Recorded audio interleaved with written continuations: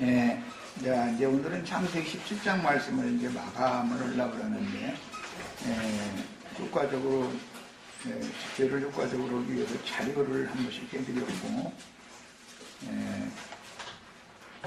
율법에 의하면 이스라엘은 남자만 계수를 하고 여자는 계수에 넣지 않습니다. 그것은 여자는 율법대로 하자면 할례를 받지 않기 때문에 할례 없는 자는 이스라엘 백성 중에서 끊쳐지는 원리에 의해서 이스라엘을 기수할 때는 남자만 기수를 하는 것이고, 남자 중에서도 어린아이는 제외하고 어린아이와 여자 외에 5,000명이 먹었다, 어린아이와 여자 외에 4,000명이 먹었다, 이와 같이 기수를 하는 기수법의 원리를 아셔야 되겠어요.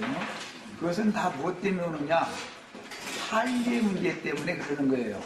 율법적으로는 이스라엘의 백성들이 애굽에서 나왔지만 광야에서 1차적으로 계수가 되어져도 2차 계수가 되어진 사람이 아니면 가나안 땅에 들어가지를 못하는 겁니다. 그런데 어느 때든지 계수를 할 때는 20세 이상 된 남자들만 계수를 하는 거예요. 이게 구약시대의 윤리대로 하자면 여자는 사람 취급을 이제 못 받은 거죠, 말하자면. 그것이 이제 히브리인들의 셈족들의 생활 관습이었었어요. 인구조사를 하는데 여자를 계산하지 않는다 하는 것은 원리를 알아야 돼요. 뭐 때문에 왔다고요? 할례가 여자에게는 없는 거기 때문에, 율법적인 할례라는 것은 사람의 몸에 손으로 행하는 할례를 행하려면 당연히 남자나 받을 수 있는 것이지 여자는 행할 수가 없죠. 그래서 하나님의 백성 중에 할례 없는 자는 이스라엘 총회에서 끊어진다 하는 것이 율법이에요. 그렇기 때문에 여자와 어린아이를 계산하지 않는 거예요. 이런 원리를 이제 잘 아셔야 되겠어요. 기본적으로 성경을 이해할 때 이런 큰 틀을 알고 계셔야 돼요. 예, 통산적으로 지금까지 할례에 관해서 많은 말씀을 나눴는데, 통산적으로는 남자들에 대해서만 말을 하기 때문에 오늘은 새 이름을 받은 사라에 관한 여자의 할례에 대해서 지금 오늘 이 시간에 말씀을 나눌 거예요. 여자에게는 할례를 받는다고 하지 않고 20장에 가면 태가 치료를 받는다, 태가 고침을 받는다, 이제 이렇게 표현을 하죠. 이것은 세상적인 말을 좀 해서 설명을 좀 할 필요가 있는데, 이제 18장, 19장 거쳐 20장으로 가면 여자들의 태가 고침을 받는 말씀이 나와요. 18장, 19장에 가면 할례받지 않은 롯과 그 가족은 소돔성에서 겨우 구원을 받았지만, 불 가운데서 소돔이 이제 불심판을 받으니까 불 가운데서 구원을 받는데 겨우 구원을 받는 거예요. 구원을 받았지만 롯과 그 가족들은 이스라엘의 총에 계수하지 않죠. 이런 이치를 알아야 돼요. 왜 그러는지 성경이 지금부터 말하고자 하는 이치를 잘 아셔야 되겠어요. 롯의 아내는 이스라엘 백성들의 총회의 계수가 되지 않는 거예요. 아브라함과 그 자손 중에서도 할례 받은 자들의 자손만 계수가 되는 거예요. 이게 할례라는 것이 이만큼 중요한 거예요. 이스라엘이 총회다 그러면 이것은 이제 신약에 가서는 하늘에 기록한 장자들의 총회에 누가 계수가 되고 누구는 믿었지만 롯과 그 가족으로 계수가 되어지기 때문에 성 밖에 있게, 바깥 어둠에 있게 되어지고, 소돔성 사람들은 완전히 그냥 불심판을 받아버리니까 그건 뭐 말할 필요도 없는 것이고, 이제 왜 이렇게 성경이 나누는지를 아셔야 되겠습니다. 여자의 태가 치료를 받는 이야기는 이제 20장에 가서 사례의 연고로 그랄왕 아비멜렉의 그 왕국에 있는 여자들이 생산을 못했다는 거예요. 그러나 이제 사례가 그랄왕 아비멜렉에게서 본주인인 아브라함에게로 돌아왔을 때 하나님이 모든 여자들이 태를 다 고쳐가지고 생산을 하게 해줬다, 이렇게 해놨어요. 그거 참 웃기는 이야기죠. 만약에 문자대로라면 이거 얼마나 그거 이해하기 어려운 문제예요. 이제 기본적으로 성경에서 여자라는 용어가 나오는 건 창세기 2장인데 창세기 2장에서부터 보겠습니다. 2장 22절, 23절. 이미 그때 내가 이걸 설명을 했지만 여자라는 용어의 의미를 알아야 돼요. 여자라는 용어, 남자라는 용어의 의미를 알아야 되고 여자라는 용어의 의미를 아셔야 돼요. 밖으로 겉으로 육신적으로 볼 때는 남성, 여성이라고 이제 성별을 구별하는 것을 말하는 것이죠. 남성은 성기관이 밖으로 있고 여성은 성기관이 안으로 이렇게 만들어져 있죠. 그래가지고 요철과 같이 이게 일을 맞춰서 이게 굴러가게 만들도록 이렇게 만들었죠. 이제 하나님의 창조 원리예요, 이것이. 그런데 그런 의미에서 배필이라는 말이 나온 거예요. 요철이라는 그런 뜻인 거예요. 짝이다 이 말이 짝. 이게 맞아야 되는 거죠. 22절, 23절 읽겠습니다. 여호와 하나님이 아담에게서 취하신 그 갈빗대로 여자를 만드시고 거기 취하신에다 이제 표시를 해놓습니다.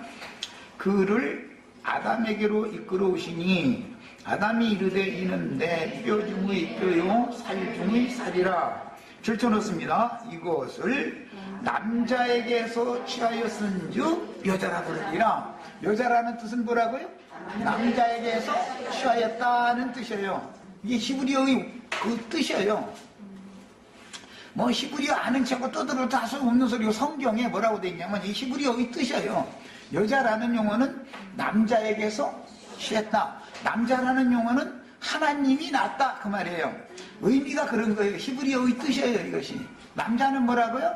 하나님이 낳았다. 여자는 뭐라고요? 남자에게서 취하였다. 그런 뜻이에요. 하나님에게서 난 자는 남자고 남자에게서 난 자는 여자예요. 이게 히브리인들의 남자와 여자라는 개념이에요. 그래서 남자와 여자는 서로 배필이라고 그러죠. 배필. 18절부터 20절 사이를 읽겠습니다. 여호와 하나님이 이르시되 사람이 혼자 사는 것이 좋지 아니하니. 여기 사람은 아담을 말하는 것이죠. 이 사람은 하나님이 지어놓고 만들어 놓은 사람이에요. 그게 하나님에게서 난 자예요. 남자라는 개념은. 내가 그를 위하여 아담을 위하여 돕는 배필을 지으리라. 이 배필이라는 말이 아까 내가 세상 말로 요철을 말씀드렸는데 이게 짝이다 이 말이에요. 짝. 그래서 이게 짝꿍이 맞아 이게 되는 거잖아요. 예사가나.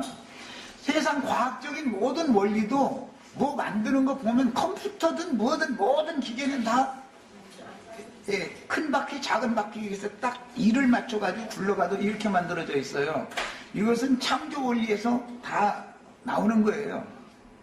그걸 배필이라고 해요. 그러니까 우리 지금 여기 이영재님하고 이자매님하고는 두 사람이 배필 관계단 말이에요. 표정재님하고 한자매님 지금 남편과 아내가 앉았으니까 이렇게 얘기하는 거예요. 배필 관계단 말이야. 배필. 그러니까 하나님이 이제 이런 원리를 알아야 하나님이 짝 지어주신 것을 사람이 나누지 못할지니라. 이런 말을 예수님은 왜 하셨는지를 히브리인이기 때문에 히브리어의 의미를 알기 때문에 그렇게 말씀하신 거예요.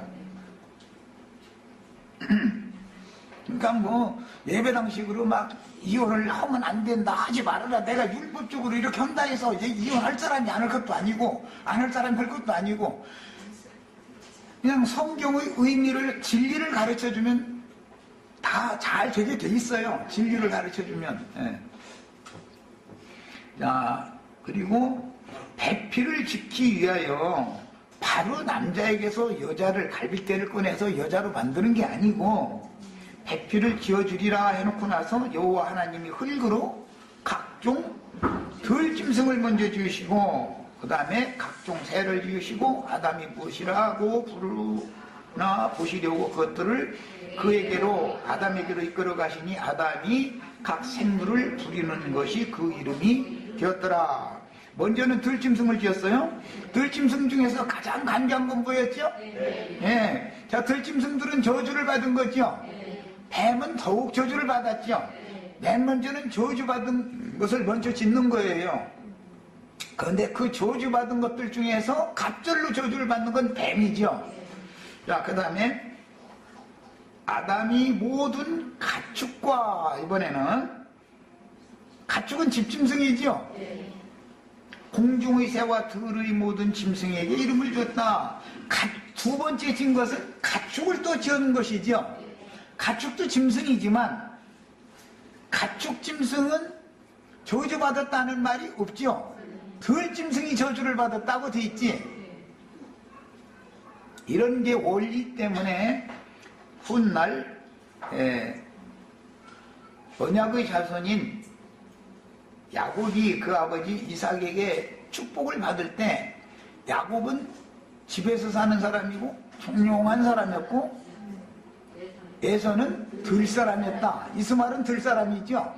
에서도 들사람이죠. 이런 성경이 지금부터 말하고자 하는 의미를 기본적으로 온 그 근원을 아셔야 되는 거예요. 들사람은 특징이 뭐죠? 지 스스로 살아가야 되는 거죠. 들짐승이라는 건 자기 스스로 자기 세력의 힘을 원리해서 살아간다 이거예요. 그러나 집짐승은 믿음으로 사는 거죠. 주인이 먹여주면 먹을 것이고 주인이 똥도 지어주고 하여튼 뭐 주스말 주인이 다 해줘야 되는 거예요. 주인이 뭘 주지 않으면 그런 꼼장도도 이렇게 굶고 있어야 되는 거예요. 집짐승은 특징이 그래요. 그게 무엇만 바라봐요? 주인만 바라보는 거예요. 집짐승은 주인이 밖에 나가면 아무리 배가 고파도 누구를 기다려야 되는 주인이 오시기를 기다리는 거예요. 우리가 지금 다 이런 이치를 아시겠죠? 교회 생활을 할 때는 이것을 아셔야 돼요. 노아의 방주에 3층으로 되어 있는데 맨 위층에는 노아와 그 7 이제 가족들 해서 8 식구가 맨 위층에서 살아요. 중간층에는 집짐승들이 살아요. 맨 아래층에는 저주받은 들짐승들이 사는 거예요. 사람의 몸이 육신의 몸이 있고 마음이 있고 영이 있죠. 그게 다 성경의 구조가 다 이와 같이 구성이 되어 있다. 하늘 위, 땅 위, 땅 아래 이렇게 성경에는 늘 3가지를 말하죠. 그러다 보니까 계시록에 가서 하늘에 거하는 자들은 복이 있지만 땅에 거하는 자들, 바다에 거하는 자들은 화가 있다. 바다에 거하는 자들은 갑절로 화가 있고 땅에 거하는 자들은 그냥 중간층의 화가 있는 것이죠. 말하자면 이런 것을 잘 생각을 해 두셔야 되겠어요.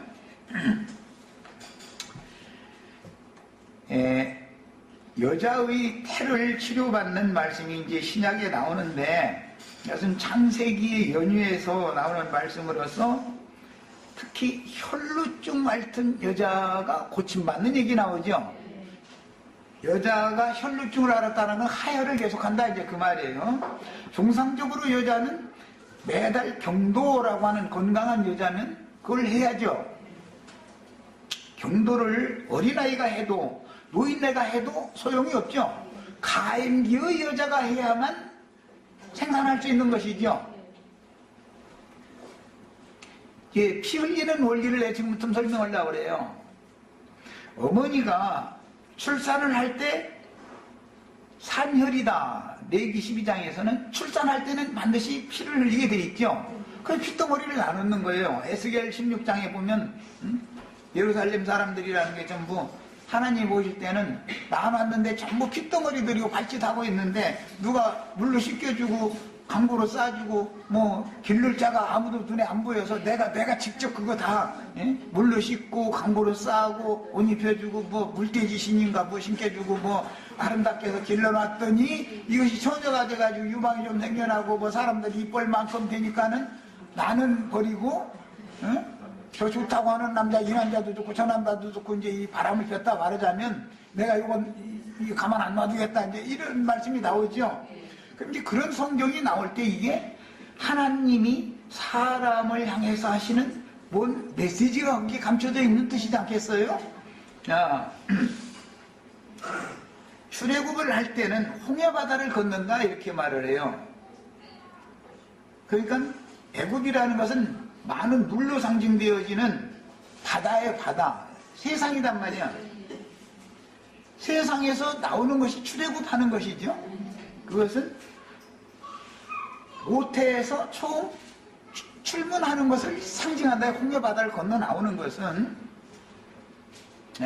그때는 아이가 직접 피를 흘린 것이 아니라 어머니가 흘린 피가 아이에게 그냥 묻은 것이지요. 예수님이 대신 피를 어머니가 대신 흘린 것이지 지가 흘린 피는 아니죠. 그 다음에 광야를 거친 다음에 이제 요단강을 건너갈 때도 강이 또 한 번 갈라져요. 그런데 그때 갈라지는 것은 처녀가 광야 기간 동안 청년으로 자랐죠. 남자들 같으면 청년으로 자랐지만 여자들 같으면 혼기에 이른 처녀로 자랐을 거 아니겠어요, 다? 그러면은 요단강이 갈라지는 것은 처녀성이 위로부터 제거되어진다라는 말이에요. 그것은 본인이 직접 피를 흘리는 것이죠, 이제. 남자의 할례는 이미 다 알으니까 오늘은 여자의 할례를 지금 얘기하느라고 여자의 피 흘림. 피 흘림이 없으면 무조건 죄들이 사면이 없는 거예요. 이게 피를 흘려야 되는 거예요. 대신 피를 흘리는 이치를 알아야 되고 그 대신 피를 흘린 그 사실이 마음에 믿어졌으면 할례로 내가 직접 피를 흘려야만 언약이 이루어지는 것이지 마음에 믿었지만 언약을 왜 배반하느냐 그것은 할례를 받지 않았기 때문에 배반하게 되어 있는 것이다 이 말이에요. 그래서 할례 받지 않은 백성은 계수에 들어가지 않는 거다. 이스라엘 통일의 계수에 들어가지 않는 원리를 아셔야 되는 거예요. 자, 그래서 그런 경우는 창세기 20장에서는 태를 치료받았다 그랬고 신약에서는 혈루증 앓던 여인이 고침을 받았다 그랬고 누가복음 8장에 이제 그 두 면이 나왔는데 거기에 보면은 귀신들이 쫓겨나가고 병을 고침받은 여자들이 주님과 사도들을 자기 것으로 섬긴 얘기 나오죠. 누가복음 8장. 우리들은 지금 이 말을 이해하셔야 돼요. 여자가 할례를 받으면 여자가 고침을 받으면 귀신들이 쫓겨나가는 거예요. 그리고 특징이 뭐냐면 병이 고쳐지는 거예요. 치료를 받는 거예요. 그것은 여성의 병이라는 건 뭐 이제 여러 가지 질병이 있겠지만은 제일 중요한 건 혈루증이 있으면 세상 없어도 잉태를 못하는 것이죠. 남자가 뭐 정수를 흘린다 그러면은 그건 부정하다. 그거는 정수를 흘리는 남자는 부정할 뿐 아니라 임신을 시킬 수 없잖아요. 그게 병이 있는 남자니까. 그래서 그 정수가 묻은 옷이나 의자나 모든 거 전부 불태워버리고 다 부정해서 그런다 이런 말이 나오고 여자도 그냥 시도 때도 없이 하혈을 해. 그러면은 그 여자가 하혈하는 여자가 앉은 의자 침상도 전부 다 부정하다는 거잖아요. 읽어보셨어요? 율법책에서? 율법에서? 병이 있는 여자가 앉은 의자나 침상이라는 게 뭐냐? 어떤 예배당에서 어떤 신앙생활 하는 걸 상징하는 거예요, 그게. 그것은 전부 부정한 짓이다, 이거예요. 그런 여자는 자식을 생산할 수가 없어요. 그래서 율법을 응하게 하기 위해서 여자가 구원을 받으려면 생산을 해야 되는 거예요. 아들을 낳아야 되는 거예요. 반드시. 그게 율법이에요. 그래서 여자가 낳은 아들 얘기가 나온 거예요. 여자가 낳은 자 중에 가장 큰 자는 예수님 오시기 전에는 요한이었었어요. 요한 누가 낳았다고 했어요? 여자가 낳았다고 했어요. 여자가. 그런데 요한 뒤에 오신 예수님은 여전히 여자가 낳았죠. 마리아라는 여자가 낳았어요. 더 큰 자예요. 여자가 해산함으로 구원을 얻는 원리를 알아야 돼요. 그런 율법이 왜 나왔고 신약에서 이걸 어떻게 적용하는지를 지금부터 이제 설명을 하려고 그래요. 그리스도 혼자 계셔도 독처해가지고는 후사를 낳을 수 없죠. 율법이 지금 창세기 말씀에 보면 아브라함에게 복을 주는 말씀을 했지만 사라에게도 복을 줘가지고 사라가 네 아들을 낳게 만들어주겠다라는 것이 약속의 실현이죠. 그러려면 당연히 남자만 할례를 받아도 되는 게 아니라 여자의 태도 치료를 받아야 되는 문제다 이런 말이에요. 그래서 말씀이 이렇게 흘러져 나가는 거예요. 그런데 치료받지 못한 여자는 롯의 처고, 할례받지 않은 남자는 롯이단 말이야. 야, 롯은 소돔성에서 거하고 있었어요. 소돔성에서는 곧 심판을 할 거예요. 18장에서 하나님이 오셔서 아브라함에게 그걸 이미 예고를 했어요. 그래서 그는 제사장이요 선지자요 족장이었기 때문에 하나님 앞에 자기 동족이었던 롯을 위해서 애탄한 마음으로 이렇게 호소하고 기도하고 그러면 의인이 그 뭐 수가 몇 명만 돼도 그러면 심판 안 하실 수 있겠습니까? 하고 자꾸 사정하고 이게 뭐냐면 대제사장의 중재를 상징하는 거단 말이에요. 중보를. 그래서 롯을 생각해서 롯과 그 가족을 건져준 것이 아니고 아브라함을 생각해서 소돔성에서 대제사장이 자꾸 예언을 하니까 이 불쌍한 영 건져달라고 그래서 롯의 가족을 구원시킨 거예요. 그런데 롯과 그 가족은 특징이 뭐냐면 할례를 받지 않았다 이거예요. 할례 받지 않은 롯도 그렇고 롯의 아내도 그렇고 할례가 뭔지를 몰라요. 그렇다고 해서 안 믿는 사람이냐? 아브라함이 믿음으로 출발할 때부터 여기까지 계속 쫓아다닌 사람이에요. 그런데 이후로는 하나가 안 되죠. 이후로는 할례 얘기 이후로는 롯과 아브라함은 완전히 함께 다닐 수가 없어요. 왜? 아브라함만 계수를 하기 때문에 그래요. 아브라함, 이삭, 야곱 그 후손만 계수를 하기 때문에 그래요. 이런 원리를 하셔야 돼요. 그러면 롯과 그 가족은 그럼 지옥에 들어갔느냐? 이게 이제 오늘날 이제 기독교계의 이제 이 문제예요. 소돔성 사람들은 지옥불 속에 심판을 받아버렸지만 소돔성에서 롯과 그 가족은 나오긴 나왔어요. 함께 지옥에 간 게 아니고 아브라함의 후손들에게 약속한 약속이 롯과 그 가족에게는 이루어지지 않았다 이 말이에요. 이루어지지가 않아요. 왜? 롯은 시온산으로 가는 것이 아니라 소알성으로 들어가지요. 예루살렘 성으로 들어가는 게 아니에요. 시온산 위에 세운 예루살렘 성까지 도망을 가야 되는데 가까이 있는 소알성으로 가는 거예요. 그러니까 지금 여기에서 가야 되는 목적지는 시온산의 예루살렘으로 가는 것이 목적지인데 중간지대에 딱 머물러 버린다 이거예요. 그렇다고 이 사람이 지옥 심판을 받았다는 말은 아니죠. 근데 이제 이 문제가 대두되기 때문에 성경을 이해하는 사람들이 믿는다 하는 천당이요 불신자는 지옥이다라고 하는 로마교가 만들어낸 이제 교리에 신학 조직신학이에요. 여기에 세례를 당하다 보니까 성경을 지멋대로 거기다가 다 갖다 때려 맞추는 거예요. 롯의 딸들이 나온 모압이나 암몬 족속들이 이스라엘 총회에 10대뿐 아니라 영원히 들어올 수 없다고 율법에는 그렇게 정해 있어요. 그러나 룻기에 보면 모압 여자인 룻이 보아스를 통해서 낳은 아들이 오벳이고 오벳의 후손이 다윗의 후손이고 예수님의 족보다 이 말이에요. 자, 그러니까 죽은 자들 가운데에서 버림받은 자들 가운데에서 또 건져내는 말씀이 다시 나온다. 이걸 그래서 이제 그루터기 사상이다 그러는데 하나님은 뭔가 때문에 상처를 받고 꺾인 갈대를 아주 뚝 잘라버리는 것이 아니고 그걸 다시 치료해서 쓰시는 분이다 라는 거예요. 이게 이제 선지자들의 예언이에요. 그러니까 우리는 아브라함의 자손에게 약속한 약속의 기업을 상속자가 다 되어서 약속의 기업을 받는 것을 추구해야 되는 것이 너무 당연한 것이지만 그렇다고 나는 롯과 뭐 그 모압 족속, 암몬 족속이 되라고 내가 이걸 권하는 건 아니에요.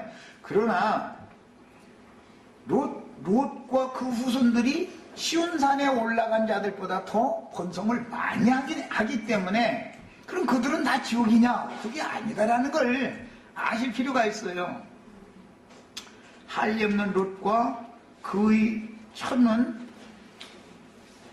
원래는 기둥이라고 하는 것은 하나님의 집의 기둥이라고 하는 것은 남자가 기둥 노릇을 하는 것이죠. 어느 가정에서도 세상사에서도 아들을 기둥이다. 그 집안에 참 기둥이 튼튼하더라. 그 말은 아들을 잘 길러서 훌륭한 사람으로 잘 길러놨더라. 이제 그렇게 말을 하죠.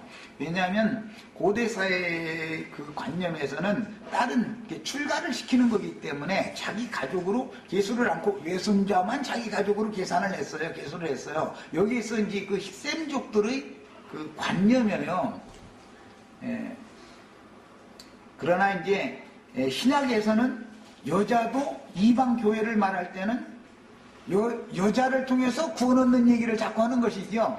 이게 이제 복음이니까. 그런데 할례 없는 롯과 그 처 이야기를 할 때 롯의 처는 소금 기둥이 되었다 이렇게 말하죠.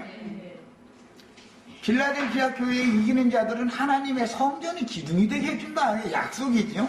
그런데 만약 하나님의 집의 기둥이 소금 기둥이다 그러면 그 집이 무너져야 안 무너져요? 끝날에는 창수가 터진다고 그랬죠. 창수가 터지면 소금 기둥이라는 건 아래에서 다 녹아버리기 때문에 그럼 집이 무너지는 것이지요. 이런 것이 다 상징이에요.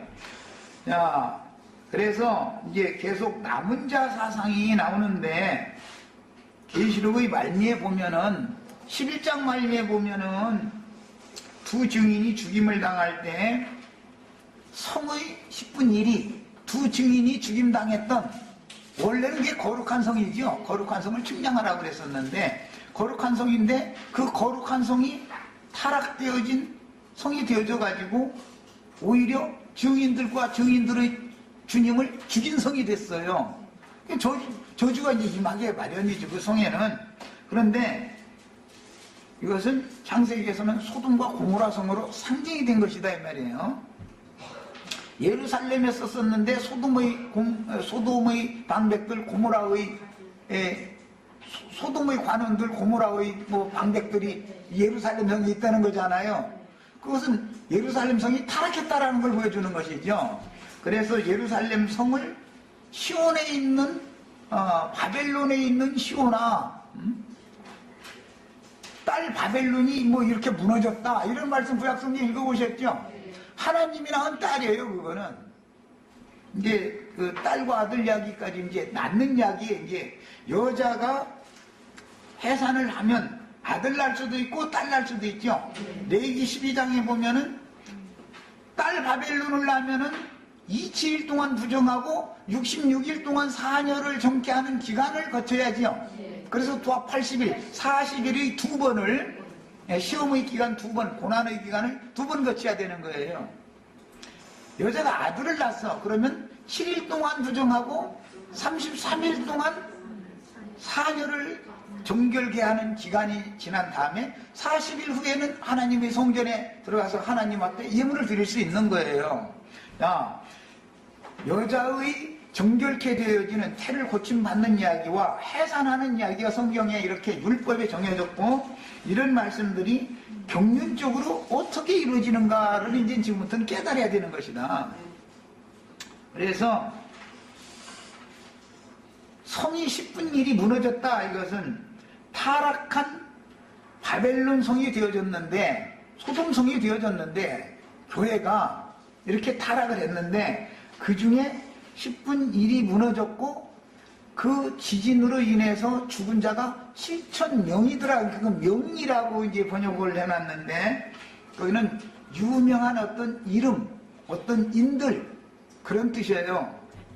그거는 계시록 할 때 좀 더 이제 그 원어의 그 단어를 이번 계시록 이제 강에서 그거 다 해놨어요. 주님의 성에서 유명한 자들이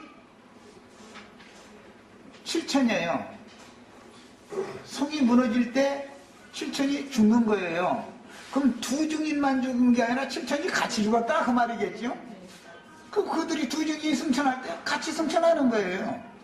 그들은 10분 1에 해당되는 7천은. 그리고서는 그 남은 자들이 하늘의 하나님께 영광을 돌리더라. 이제 남은 자 얘기가 또 나와요. 두 증인들과 7천이 함께 죽고 함께 승천한 다음에 남은 자들이 있다는 건 그들은 여전히 땅에 있는 것이죠. 어디에 남았겠어요? 증인들을 죽인 성에 남은 거 아니에요. 그런데 그 성에 있는 자들 중에 하늘의 하나님께 영광을 돌리는 자들이 있다 이 말이야. 세상에 남겨진 자들 중에 그들은 롯과 그 가족으로 상징되어졌다. 창세기에서는 그들은 하늘에 거하는 자가 되지 못했지요. 땅에 거하는 자지요. 남은 자 하늘에 하나님께 영광을 돌렸는데 저 뒤에 가보면 아무리 증인들이 수고를 해도 하늘의 하나님께 영광을 돌리지 않고 하늘에 거하는 자들을 회방하고 대적하더라 이런 자들도 나오죠. 그런 자들과는 구분되지요. 땅에 있는 자라고 해서 다 똑같은 게 아니라 이거요. 하늘의 하나님께 영광을 돌릴 자들도 나오고 끝까지 영광을 돌리지 않고 회방하는 자들이 나온다 이거예요. 끝까지 영광을 돌리지 않고 회방하는 자들은 뭐 말할 것도 없지. 그야말로 지옥심판이죠. 이제 불못에 던져 넣는 것이죠. 그러나 영광을 돌리는 자들은 오는 세상의 그루터기로 남겨지는 거다 그 말이야. 그래서 11장에 그 말씀이 나온 다음에 12장에는 여자가 해를 입은 여자가 남자를 낳는데 남자를 용이 삼켰더니 그것은 사실은 육체로는 죽임을 당했지만 영으로는 다시 살림을 받는 것을 상징한 거예요. 그들이 하늘의 하나님께로 올라가서 하늘에서 전쟁을 해요. 그들이. 그래서 용과 그를 따르는 자들을 이긴 거예요. 이 생에서 이겼으니까 하늘의 전쟁에서도 당연히 이기는 것이죠. 자, 그들이 있고 여자가 아들을 낳은 다음에 여자의 남은 자손들이 또 있죠. 그들을 위해서도 1260일 동안 양육을 해야 되는 초소를 주께서 얘기를 해놓으셨다는 거예요. 여자가 낳아져가지고 잘 양육받아서 이기는 자로 승천을 한 집이 바로 여자의 남은 자손들도 거기서 양육을 받는 집이겠죠. 여자네 집이 그 집이잖아. 아브라함 집이 이삭의 집이 되는 거니까 이삭의 집이 야곱의 집이 되는 얘기고. 그래서 하나님의 집이라는 것은 땅에 있는 집도 있고 하늘에 있는 집도 있는데 땅에 있는 집에서 이기는 자가 되어지면 하늘에 있는 집에서도 당연히 이기는 자로 들어가는 거예요. 땅에서 이기는 자가 되지 못하면 그냥 남은 자가 되면 영적 세계가 다시 실현이 되어져도 다음 세상에 여전히 땅에 남은 자가 되는 거예요. 이런 것이 성경의 이야기다. 그래서 여자의 남은 자손 이야기를 할 때는 이걸 첫 번째 그 무리에 들어가면은 다음 세상을 위한 그루터기들이고 그 그루터기들이 진리와 생명의 성령이신 주님을 모시고 예루살렘 성에 내려와서 그들을 위해서 장막을 쳐주면 그 장막 안에 양무리들은 다 거기서 거하지요.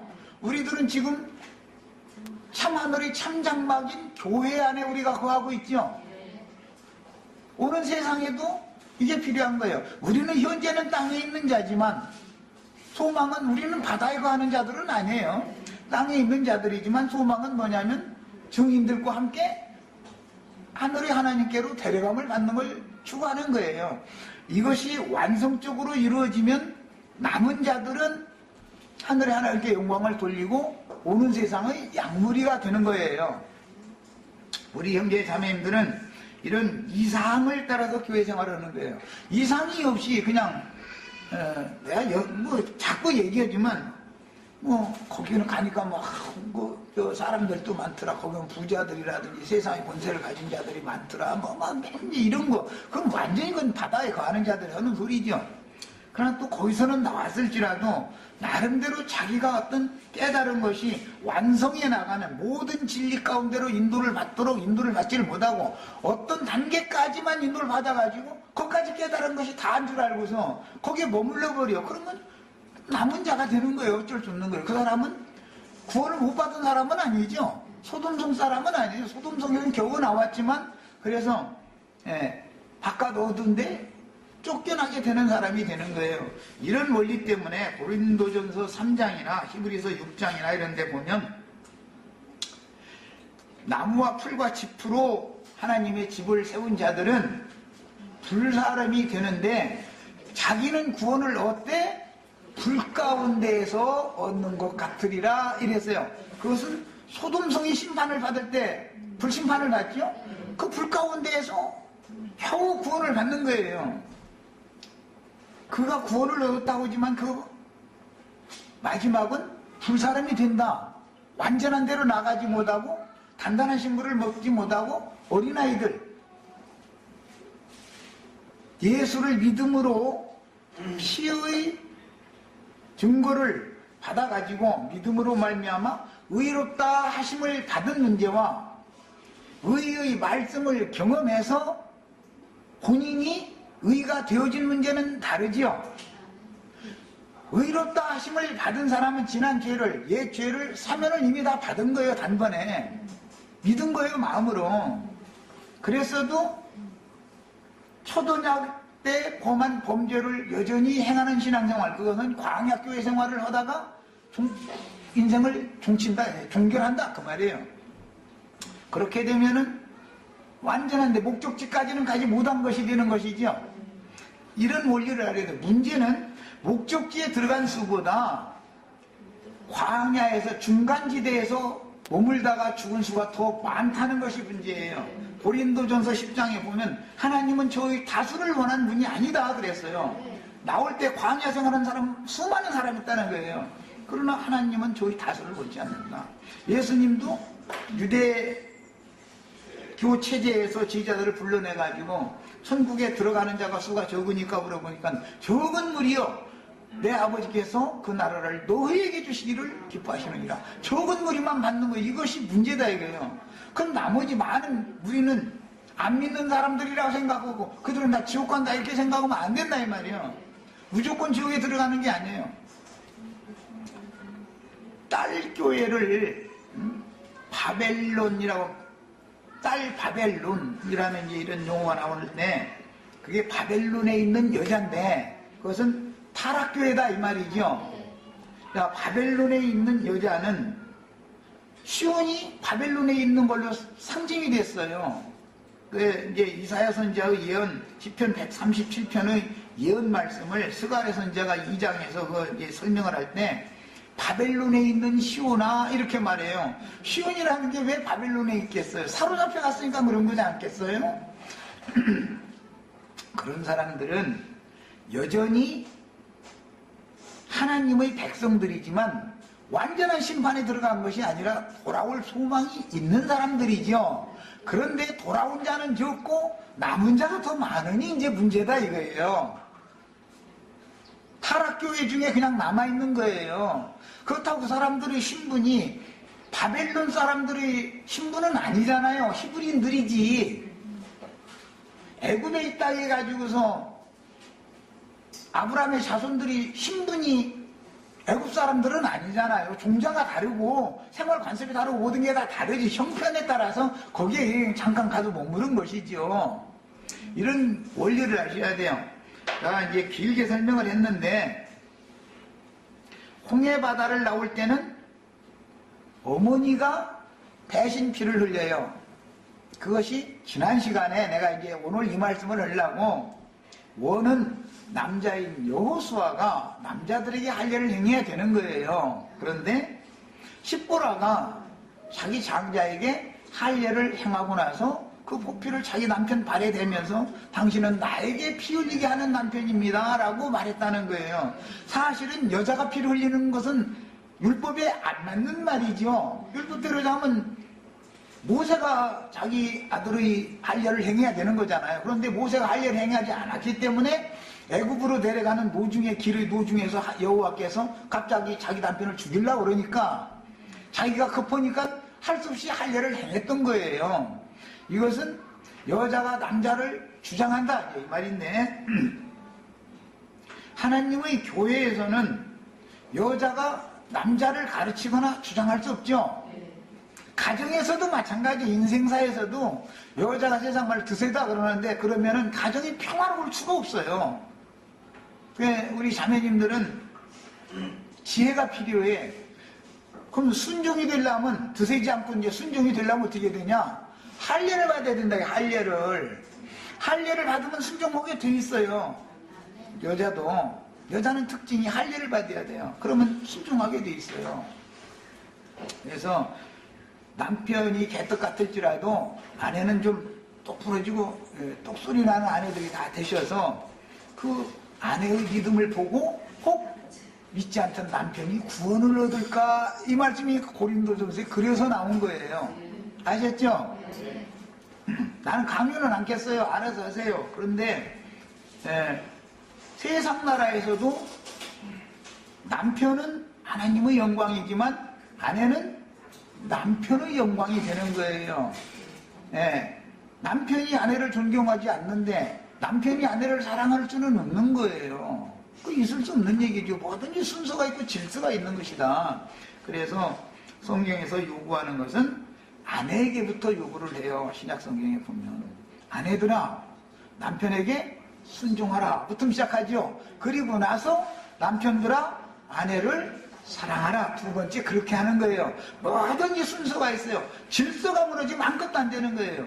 세상 가정에서도 질서가 무너지면 콩가루 집안 된다고 그러죠. 콩가루 집안 무슨 소리인지 아시죠? 뿔뿔이 다 흩어져가지고 뭐 이건 아무것도 아니다 이 말이에요. 오늘 우리 자매님들에게 난 지금 이제 할례를 시키는 거예요.